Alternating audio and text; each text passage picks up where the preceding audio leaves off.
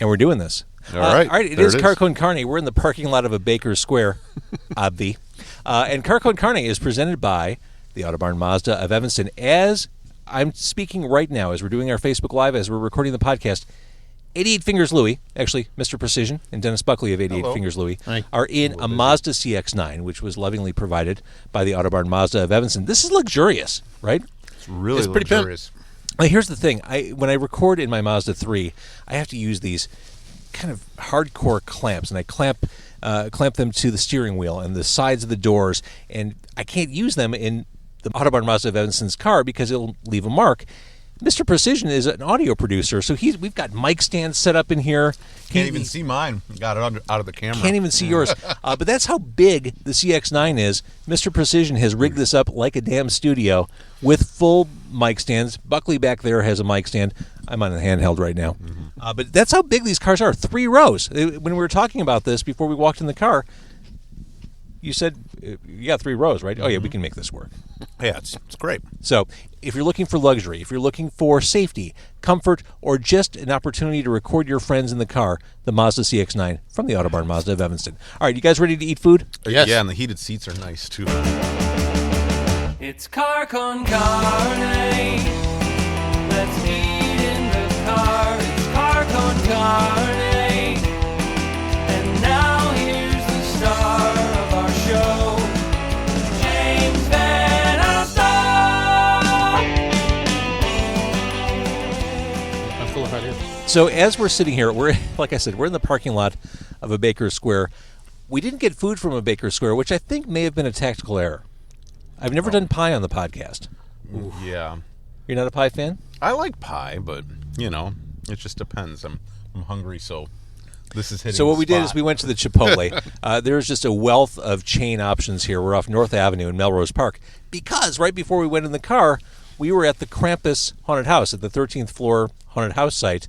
That was your first time, each of your first times doing something like that, or for the Christmas theme. That was awesome. And it was amazing. So the 13th floor space, it's huge. I mean, it's this huge warehouse space, and the set design they do, it's like Hollywood set stuff. It really is. It All these looked different really good in the different rooms. And all these different themes. There's a library. There's like the front entrance of a mansion. There's a hospital room. There's a car crash. There's one part where it's simulated to make you feel like you're walking in water chest deep. the angled room was crazy. I'm It still felt like it was recovering from that moving. angled room. Like you had to hold on to the railing, and it really felt like the whole thing was rocking back and forth. It was so disorienting. It really Yeah. was. That one room these guys are talking about, I really felt like if I didn't hold on to something, I was going to go tumbling out of the room. And I've never experienced that before. That was insane. It's really cool. It's really well done. Even the area you wait in to go into the haunted house, it's like this lovely, it looks like Marshall Fields used to when my parents took me there in like the 1970s. The fake snow was really nice. It's really cool. So we had a great time. I would go back. In fact, as we were waiting in line, I noticed that the haunted house is open on Valentine's Day. They said open Valentine's weekend, which to me is genius. If they did like a different themed haunted house for different holidays, maybe they're doing that for Valentine's Day. But I mean, think of the possibilities. I'd come back for St. Patrick's Day. You could scare your date into loving you. Exactly. But think about St. Patrick's Day with like leprechauns running around everywhere. And drunks. And drunks. Hey, shut up. I'm right here. Yeah, one of the right theme here. rooms could be Mothers on Division. Nick wants to say, looking good, Dan. Oh. Along those lines, Thanks, and you are a stunner, Dan, Mr. Precision. We're walking through this haunted house, and Dennis and I couldn't help but notice, but all the ladies, Get out of here. you know what I'm going to say, because it happened. All the ladies working at Krampus took a shine to you. It was It's true. weird. It was weird. You're a regular LL Cool Precision. They were touching me. They were- No, they weren't. They weren't. They were invading your space. They were. And they said right before we started, you can't touch the actors can't touch you. But they really wanted their time with Dan, Mr. Precision from 88 Fingers Louie. Like, It was a little weird. Oh, you loved it. is it a goth chick thing? I don't know. What do I know? Is it the sensuous hair? That's That I think gets a lot of people, and then they get close and they're like, ugh, you know. you got like the Thor thing going on. Yeah, minus the muscle. Well- muscle turned into fat. Minus That's what I the got. muscle, but not minus the hammer. Oh, man. So Do we have a laugh track anywhere? Canned laughter. we do that in post. Okay, cool. It's worth mentioning Denis Buckley in the back seat. Hi. Isn't this now your fourth time on Car Con Carne? 17th, I thought. I think this is your fourth. So you It's are. It's 26. Am I now tied with Josh? Can we? I think you were tied with Josh, but I was looking at my numbers, and I think that Tyler Wildey of Epic Deli is the current leader for appearances at 5. Tyler. Yeah, so I mean, you can be gunning for him. It's my first. I would gun for Tyler, but he lives so far away, and I still haven't gone to Epic Deli because it's so far away. Oh, we should make a trip. We should. I'll go. And they're doing a lot of like vegetarian and vegan things. Oh. Maybe there's like an 88 Fingers Louie vegetarian weekly special they could do. That would be awesome, even though I'm the only one. But hey, yeah, I'm all for it. Thank you for being a vegetarian special. That's great. So you could put that on anything. Absolutely. So as we're recording this, a West Coast tour happens next month in January, correct? Yes. Yeah. Sooner than that, you're going to a far-flung paradise? Costa Rica. Costa Rica, the rich coast. Yeah, that's December 15th. Now, is that a place you went to the first time around? Never been to Costa Rica. And someone there obviously reached out to you. Yep, they did. Is that amazing to you that here you are, years later, you're back at it, and everyone's kind of catching up to you? It's kind of interesting how just people are like, wow, like, I don't know, hitting us up, and they're like, come on out, come and play here, and like Brazil, people want us to Brazil and Chile and Argentina, and we don't have the time to hit all those places, but Well, the cool thing about that is that, we, amongst ourselves, it's kind of like an inside joke, but, probably within the past couple of years, someone would yell out, "When are you going to play Costa Rica?" And we would laugh like, "How the hell are we going to get to Costa Rica? Like, who's gonna offer to put us up at Costa Rica?" And then lo and behold, we're doing it. there it is, yeah. Same thing with like Chile and Brazil and Lombard. No, we're Lombard, yeah, that's afterwards. yeah. No, it's kind of been surreal, the amount of the feedback we're getting from all points of the earth. I mean, Yeah. Well, it's nice after you guys went all in and you did Thank You for Being a Friend. It's nice to have that validation like, oh, wait, this was the right move. Mm-hmm. Yeah, Like, people like it. We're not we just like doing it. something self-indulgent. Like, we're creating art for ourselves, but the fans are actually there. Yeah. Which is interesting because that's kind of how we write. It's like we're just writing for ourselves, and if people like it, awesome. If not, That's the only way to do it. Yeah, exactly. You can't think about that stuff. I do want to say to Eric, who says "Hell's yeah," that's with the Z. Yeah. And And Tracy. Tracy, Hi, Tracy. from Hot Lips Messiah. Hi, Tracy. Says, "What's up, boys?" Again with a Z. No farting. Too late. Spoken like a true band member. Oh, I got it covered. But you're vegetarian, so it can get bad. It can get real bad. lots of leafy greens. That's right. Leafy green. Are you okay with the whole romaine lettuce thing? Yeah. I mean, Is it safe to eat it now? They said that they're sourcing it from places that are okay. Costa Rica? Yeah, I don't know. I'll trust them. Okay. If I die, hey, this will be the last time I see everyone. Thanks. It's a fine epitaph. So, remixing, remastering 288 Fingers Louie albums. Mm-hmm. Was that something, you as a producer, was that something that you've always had in the back of your head? Like, Absolutely. These albums are driving me crazy. My guess is you're hearing things that the fans aren't hearing. Yes and no. I mean, here's the thing. When we recorded them back when we did, they sounded great for the time. You know, the producer, Mass Giorgini, who worked on them and did everything, did a great job. Made us perform really well. But just, technology and whatnot and getting better tones and knowing what you want out of it, it's changed over the years. So now, knowing as much as I know and with the experience I've got, I've always wanted to get my hands on it. I'm kind of glad that it happened now. It was one of those things where I'm like, I kind of want to reach out to Hopeless Records and ask them, can we do this? Can we do this? But I was always kind of worried that they were just going to say no, or there was going to be like a lot of hoops to jump through. And they first asked us to play this Hopeless show, and in California, in LA, at the Regent, and we're like, yeah, that would be great. It's their 25th anniversary. So that's when I hit them up and said, hey, can we remix and remaster these records? I can do this, you know? And at first he was like, well, yeah, maybe just Behind Bars, because Back on the Street sounds pretty good. I'm like, it does. But I'm like, I still think I could make it sound better. And I feel I did. So, yeah, hopefully people like it. And you're playing that show in January. I didn't recognize all the bands. Is Crotch on the bill? Was that one of the bands? No, Schlong. Schlong. Crotch.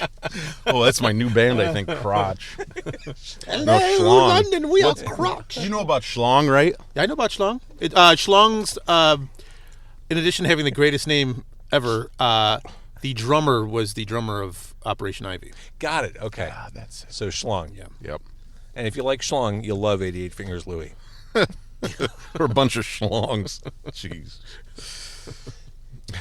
It's starting to go downhill fast. One interview. Can we not talk about penises? One interview. Sure, and we'll make that the next one. Okay, thank you.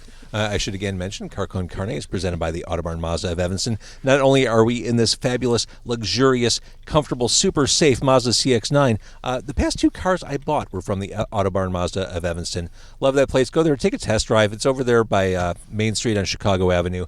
88. Dennis Buckley of 88 Fingers Louie, you have no car right now. No. Can I recommend a trip? I would love to go. Let's go. Let's go. Let's do it. He's just going to go for a test drive. As I'm mentioning the Autobarn Mazda of Evanston, I'm doing my first, this is nuts, I'm doing my first remote broadcast. Actually, everything I do is a remote broadcast, but I'm doing a broadcast from inside the dealership on the 22nd, which is a Saturday. Oh, wow. I have Hi-Ho performing, which is Jillian McGee. Oh, nice. Spit. I just recorded them. Oh, I want to ask you about that. Such a great band. I saw what you were all posting. I want to ask you about that. Oh, boy. And the band Outrageous and more guests. I think the plan now is to do the podcast at 2 in the afternoon, record it from inside a car inside the dealership. That's pretty meta. It's pretty meta. I give them full credit for playing along with that. So that's on the 22nd. I'll have more on that as the weeks progress. But you've got Costa Rica coming up, and then end of the month, you are playing Brower House in the Lilac Village of Lombard. Yep. That The is big correct. room. Yep. The 21st, I think. Yeah. The day before your remote. What a weekend. Yeah. What a way to head into the Pegboy, holidays. too. With Pegboy, with freaking Pegboy. They don't come out that often, but when they do, they make it count. Mm-hmm. That they do. Were you guys peers back in the 90s with Pegboy? With those? I mean, I used to love going to their shows, and I'd go see, before that, Bhopal Stiffs was awesome. And we've known Larry and, guys for a long time. Yeah, I don't think we were peers in the 90s so much as we were like, when are we going to play with Pegboy? When are we going to play with Pegboy? And because we were all huge fans. Believe it or not, Daniel, if you remember this, when I tried out for 88 Fingers Louie, before we had the name, one of the songs that, one of the covers that we did was Through My Fingers. Oh, okay. We actually went through a Pegboy song. Cool. That might have been the song that they were kind of like, oh, maybe we shouldn't have this guy sing. But it was one of I the just songs. still remember My Right by Screeching Weasel, but hey, Yeah. that was the one that stuck in my head. And going back to that story, this was discussed on a previous episode of Car Con Carne, but I in no way expect people to remember that. Daryl Wilson talked you into auditioning, Dennis, right? Correct. Mutual friend of Daryl and I's. Daryl Wilson of the Boll Weevils. Went to a friend of mine said he was going to try out for this band that was practicing in Park Ridge, and I was living very close to Park Ridge. Matter of fact, I was living probably 5 minutes to 10 at the most from your place, Dan, at the time. So I went. Were you close to the Pickwick? He's very close to Pickett. Yeah, kind of. I wouldn't say very close, but 5 minutes. Yeah. Sandlot? I'm going to run out of Park Ridge land. It was a right now in KFC second. back then, wasn't it, Dan? Well, I don't the even. Sandlot was Oh, yeah, that was a KFC. Yeah. You're talking about on Greenwood there? Greenwood and Toohey. Yeah. Yeah. But anyway, yeah, I went out with went there with a friend of mine, and He didn't do very well. Not Dennis, the original guy who was trying to sing. yeah. So then we're like, all right, let's go get tacos or something. And Daryl's like, well, give it a shot, man. We've heard you sing in the car. I'm like, okay. All right, so Dan, you see this audition. What do you think? I can't even remember. It was so long ago. I just remember being like, wow, this guy actually sounds pretty good. Especially because I felt bad because the other guy was really nice, but his timing was terrible and he was rushing, and it was just like a little bit like he was way ahead of the beat, and we're like, oh man. And when they said, bring this guy up, Dennis, and he actually sounded good, maybe it was just the comparison. But no, it was great, and I remember being like, cool. Well, hopefully we can work with this guy, and we did. I went home. I was living with my mom at the time. Mom in a band, and I said, "Mom, I tried out for a band tonight," and she's like, "Oh, that's cool." And then I think I got the call from one of you guys the next day or 2 days later, and I said, "I think I'm in the band now." My mom's like, "Yeah, nice, cool." It wasn't me because I would have waited the typical 3 days, like a date. Right. Is 90s culture, it seems like there's so much renewed nostalgia for that period. Remembering back to Fireside Bowl, I'm seeing that pop up a lot, probably just because I follow Buckley on social media.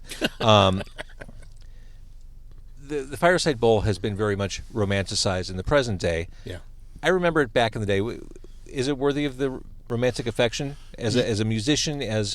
I liked it. I mean, it was a dive, but it was cool. I mean, that was like the place to play. If you were playing there, especially when we first started, it was like, wow, this is cool. There's like so many cool bands playing here right now. And but yeah, like the bathroom was horrible. And the worst really bathroom in the bad. city. Yeah, yeah, it was pretty bad. There was a lot of BS about that place.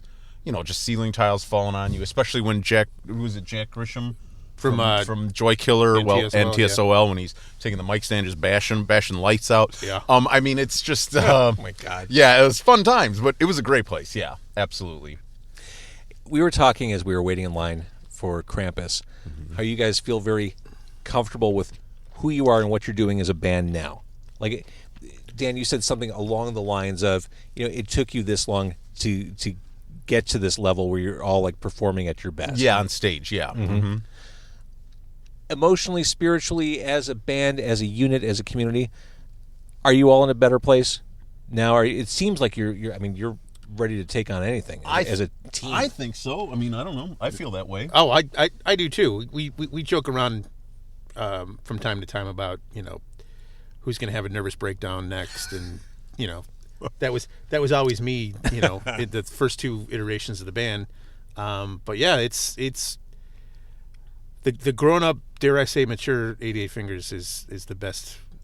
I think the best version of 88 Fingers. I think we've learned how to, somewhat. I think I need to work on this a bit, but we've learned how to handle like tougher schedules. You're an adult, so it's just the schedules are a lot tougher, and we want to do as much as we can, but it's just hard to. Yeah. So, but once we're on board and we're all, we all have the same view on something, we hit it and we do it. I think we do it pretty well. Talking about schedules, and you hinted towards this. You also produce a lot of bands. Nat, look at Nat. These two. She's talking about me and Dennis. No, I know who he's talking about. Go back to the Dominican Republic. All right. But you produce bands. A lot of bands who've appeared in this car. Take the Reins. Yes. Turnspit. It seems like a very natural pursuit for you. I wanted to do it. Well, it's funny, when we were recording with Master Genie, he apparently at one time asked me, he said, hey, would you want to learn this stuff? It sounds like you've got a really good ear and you're picking up this stuff. And I have no recollection of this, but apparently I said, no, I'm too busy with 88 Fingers Louie, And then I think the next time we came back to record back on the streets, he was asking me again, and I was like, yeah, sure. So that's when I started learning, was on Back on the Streets. And from there, the first 3 years I started my studio, I had another job, and then after that, it just became the studio, and that's all I did. Dan, I might have asked you this already. After we recorded Back on the Streets, when did you start interning at Sonic Iguana? Like right afterwards, because we recorded right? that in 98, and that was like, June of 98 maybe? Yeah, or like summer. Summer of 98 is when we started recording that. So I was doing interning there at that time, and then in September of 99 is when I opened up Bomb Shelter. Yeah. So it went pretty quickly. I love it. So you just finished working with Turnspit. Yes, I did. And I saw, I don't know if it was you who posted it or Jillian, but the comment of like, it was a very emotional, powerful. I basically posted that in 19 years of recording, I think, while working on a band.